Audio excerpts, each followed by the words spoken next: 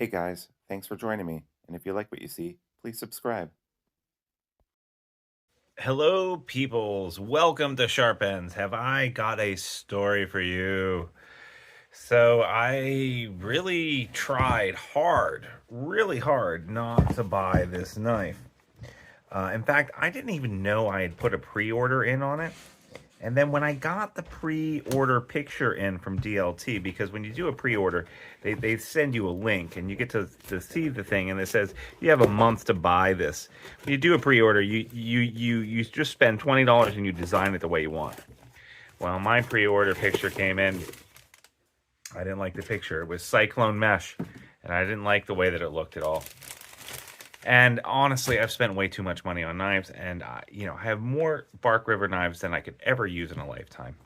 Um, but there were a couple of things about it that really made me, want to go ahead and get it. Number one, I have gotten two other first production run knives, and that is the taupe, which I really liked, and I got the ultralight field knife, which I really like. And you see right there, it says first production run. So having that stamp on there, I just knew that this particular knife was going to be worth something eventually, and it would not. I wouldn't lose money on this eventually, right? Um,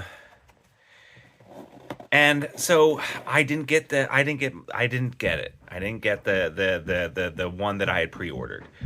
Instead, I bought one off of their general drop. I thought for sure these things were going to go like in a day.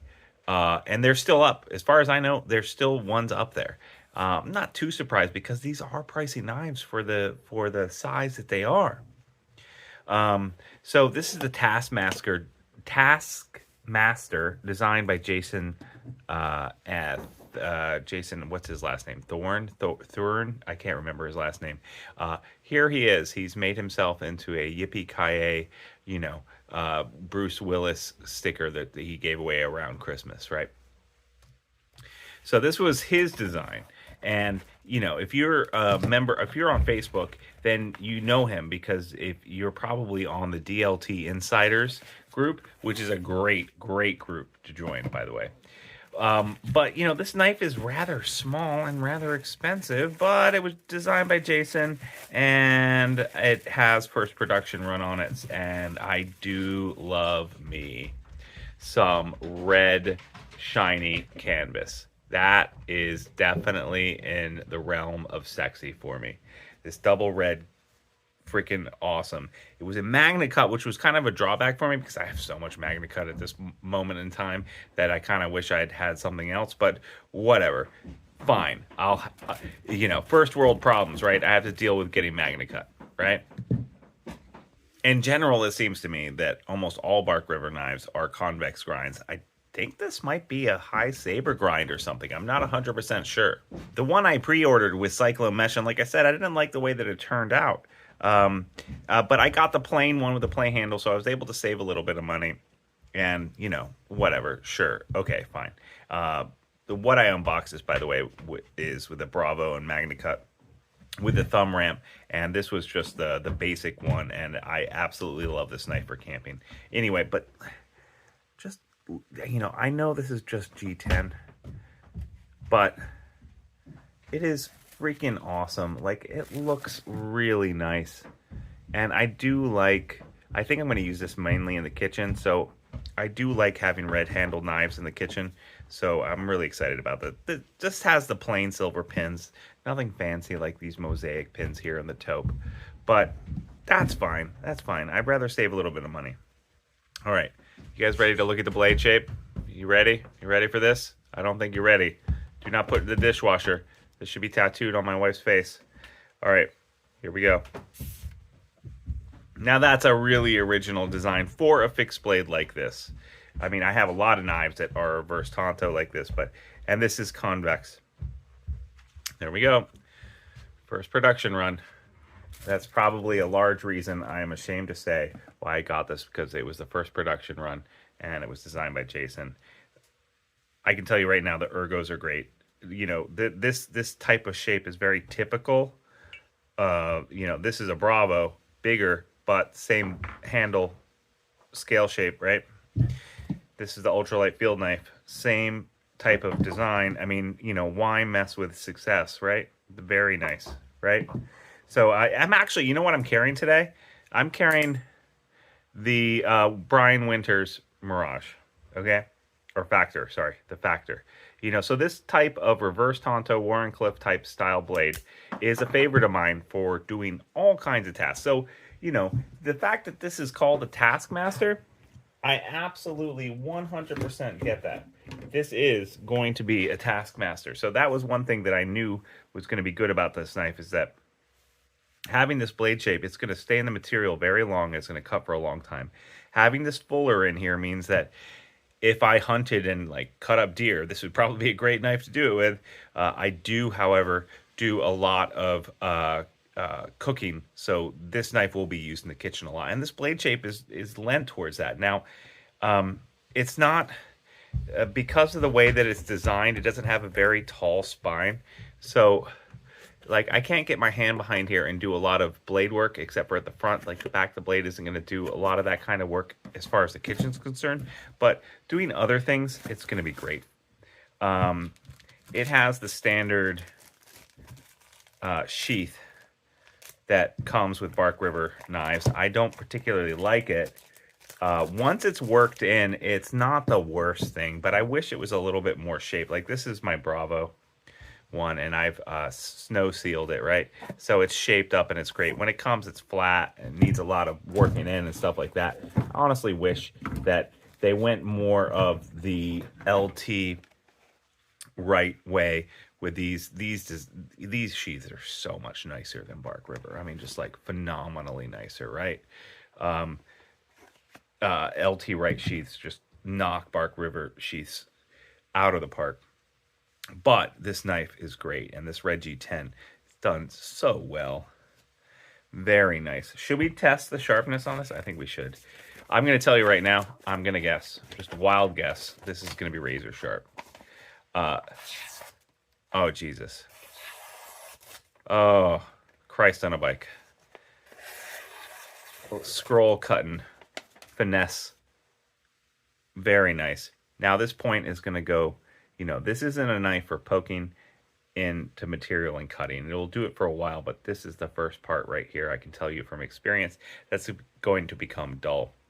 I know that because of things like my, do I have it here?